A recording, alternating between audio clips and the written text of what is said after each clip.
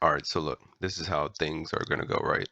So, a week or two before the season starts, typically I like to make a build guide of the build that I'm thinking about using. And so in this case, I'm gonna pick my what I think were my four strongest builds for the season. And I retuned all of them for this Abattoir of Zero event. And I'll let the video explain what this event is, so that way you can see why I tuned it, and then we'll go through the build, discuss the changes, and then I'll show a little bit of gameplay. I made sure that each of the builds could comfortably farm tiers 90 to tier 100, right? With minimal deaths. You know, if I died, it probably was to something stupid, but that's one thing. But dying to like just not being tanky enough, that's another thing. So if I died to something stupid, I didn't count that. But if I died because I wasn't tanky, then I just kept retuning the build, right? And so yeah, so I'll make a build guide for each of the four builds that I'll be using, just in case anyone's interested. And yeah, so let's go ahead and start the video. The Abattoir of Zir is an endgame pinnacle dungeon event built into Diablo 4. They're meant to be really challenging for the player. The way it works is it's a complete race against the clock. You jump in, kill as many demons as you can, fill up that progress bar. Once complete, a boss will spawn, kill the boss, do this all before the timer runs out. You will not be able to enter until you complete all 7 tiers of your season journey event. But once this task is finished, go ahead and head over to the Occultist. A new recipe will be available for a Blood Forged sigil. So you're going to want to go ahead and craft one, use it, consume it. Once consumed, a portal will open up in Ked Bardu. It's a big blood portal. You'll be fine. Just go in there. Don't worry about it. By completing the Abattoir of Zir dungeon, you will now earn a brand new Tears of Blood glyph. This incredibly strong item boosts rare nodes within its range, but different to Nightmare Dungeons, it has a cap 10 times bigger than normal sigils. So I'm curious just how high players can get it to this season. You will also get a recipe to craft a Blood Forged sigil, 1 tier higher than what you just completed at the Occultist. Question time, Alex. What's the highest level I can get a Blood Forged sigil to? So the Sigil and Dungeon both go up to tier 25, but this covers a much wider difficulty range than you might be used to, from 25 tiers of something like a Nightmare Dungeon. By condensing this large difficulty curve down to only 25 tiers, we want to make sure that each tier feels like a meaningful goal that you can strive for on its own. That's awesome. When can we expect to play it? The Abattoir of Zir goes live on December 5th, 2023. All right, so this is the Barbarian that I'll be using for the Abattoir of Zir event. It's going to be Hammer of the Ancients. So I'm just going to go through the gear.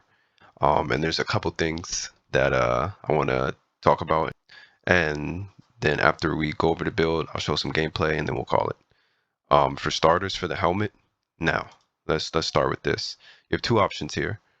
You can go a regular helmet, and you want to get cooldown reduction, max life, total armor, 1 elemental resistance, and you want Iron Warrior aspect, right? It makes it so that when we use Iron Skin, we become unstoppable, and it gives us 28% damage reduction.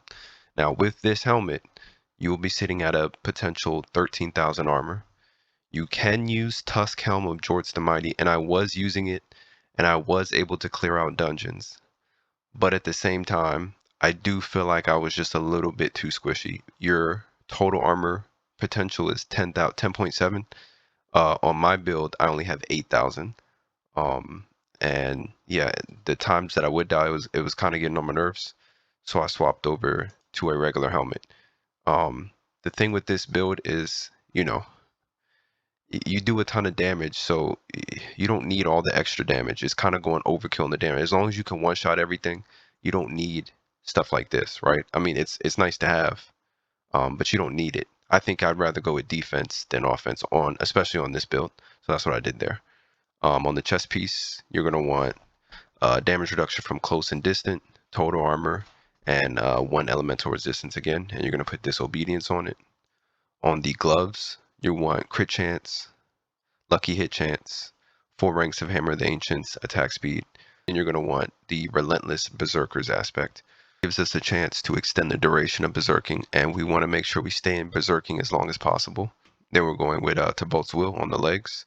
This is giving us our resource back, and it also gives us damage increase. On the boots, you're going to want Ghost Walkers, and you're going to want movement speed and 3 different types of elemental resistances. We made sure that we hit all of our resistance caps on all the armor. That way we don't have to use any of these jewelry pieces for gems, and we can just put skulls to get more armor. So that's the reason why we did that there. On all these weapons, you're going to want the same 4 stats. You're going to want strength, all stats, damage while berserking, and overpower. On the two-handed mace, you're going to put ancestral force. This makes it so that Hammer of the Ancients has an AoE kind of effect, and you get 30% increased damage to it. On your first one-hander, you're going to want a mace. Same exact stats as before, and we're putting the Limitless Rage aspect on. This is another damage increase. On the second one-hander, if you don't have a mace, it's fine. Just get whatever you have. And again, the same 4 stats, and you're going to put Edge Master here. Now, on this two-hander, okay, hear me out, right? I couldn't figure out what to put here.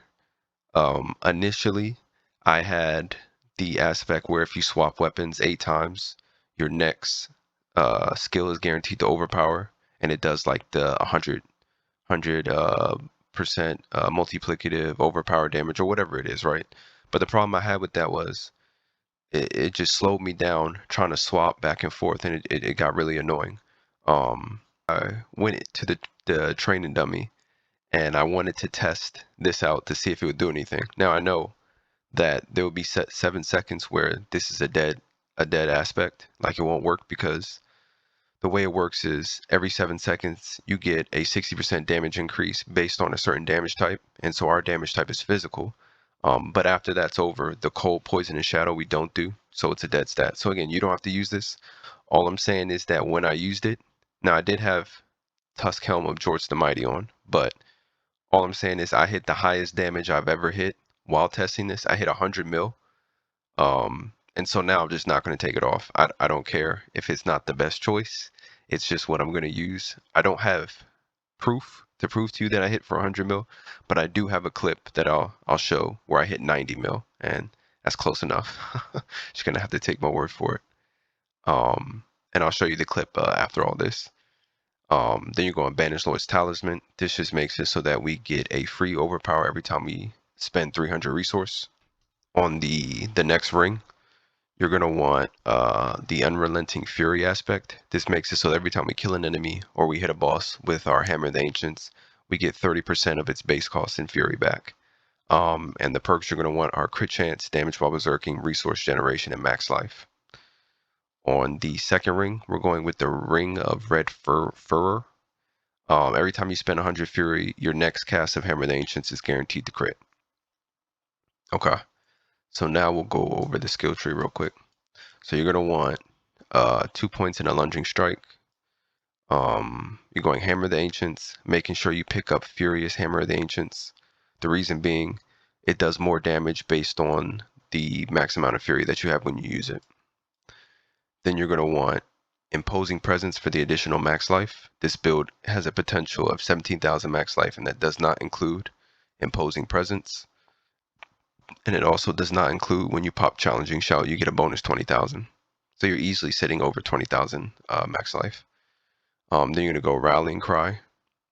You're going to go Iron Skin, Challenging Shout, War Cry. You're going to make sure you pick up all 3 points in Booming Voice, Raid Leader, and Gertrude Yell. You're going to want 3 points in Swiftness, 3 points in Aggressive Resistance, 3 in Prolific Fury, 3 in Pit Fighter, 3 in Slaying Strike, 1 in Thick Skin, 3 in Counter Offensive, 3 in Brute Force, 3 in Wallop. We're picking up Wrath of the Berserker as our ultimate, and we're going Unbridled Rage. Now, one thing I just wanted to mention real quick. So the first build that I ever made for the Hota was the Overkill Hota. The reason why I won't be using this for the event is because we have to invest so many points into Deathblow to make it viable that it didn't feel like it was worth it, because now we're missing out on things like this perk right here, where our shout skills make enemies do less damage, and also we take away from our healing. It just felt like it was too much of a point investment. So that's the reason why we had to completely switch off of it and make a different Hota, unfortunately. All right, now for the Paragon board. So for the starter, we're going Martial. What Martial does is it boosts our magic nodes, and it makes it so every time we cast a shout skill, the cooldown of every other shout skill is reduced by 1.2 seconds. The next board we're going is Carnage, and we're putting the Wrath Glyph in here. This makes it so that every time we crit, we generate 3 Fury. Then we're going Weapon Master, we're putting Might. This is giving us extra physical damage, dex, armor, and willpower. And we deal 8 times increased damage while wielding a two-handed weapon, and we always wield a two-handed weapon. Then you're going Warbringer and you're going Ire. This makes it so you get additional damage while berserking. The reason why we want to emphasize damage while berserking is because on the Blood Rage board, it reads, your damage is increased by 25% of your damage while berserking bonus. And so currently right now, the max we can get is 86%. Now you can swap Martial and put it here in this Carnage board, and it will give you more damage while berserking. And I think it pushes this to like 90 something. The only reason why I didn't do it is because I just wanted to get as much armor as possible. So I just put it here. I felt like like I said, you already do so much damage on the Hota Barbarian that trying to squeeze out more damage, it just feels like you're getting greedy. You don't need it. Like you can still one tap everything in the game, and sacrifice damage for more defense. So that was my logic there. Then we're going Bonebreaker Exploit, making sure we pick up the legendary node. So every 12 seconds we are guaranteed to overpower. And it just also makes it so that we can apply Vulnerable.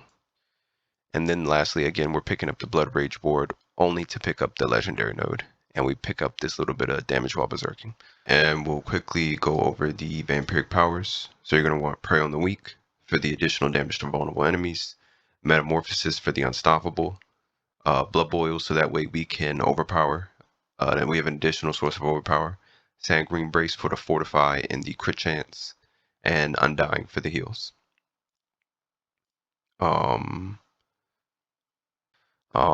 yeah, that's about it.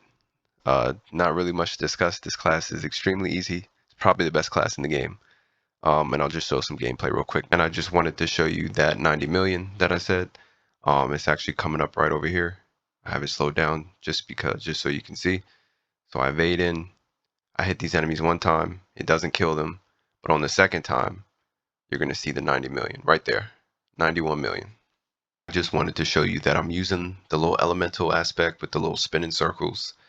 And keep in mind, in this dungeon, all the enemies have an additional 30% health as a barrier. And which is good because I'm going to show you that, you don't need Tuskhelm Jord to the Mighty. And just to show you that the build does enough damage, it's fine. I mean, it's pretty obvious, right? Like I said, it's probably the best class in the game. But, you don't have to set anything up to one-tap stuff. Like with bosses and stuff like that. So I just wanted to show you. And like I said, even though that aspect has those 7 seconds of it being a dead stat, even when I run into this boss, I don't remember if it was up or not, but I don't wait for it. Like I just go straight in. I don't worry about, oh, is my 7 seconds up? I just go in and just beat the dungeon. So it's just a nice perk to have. Like I said, you can put whatever you want there. I'm just a believer after the 90 million, and I'm not going to switch off. Plus, I don't have anything better anyway, so yeah. I'll just let it run out. And that's all I got. Peace.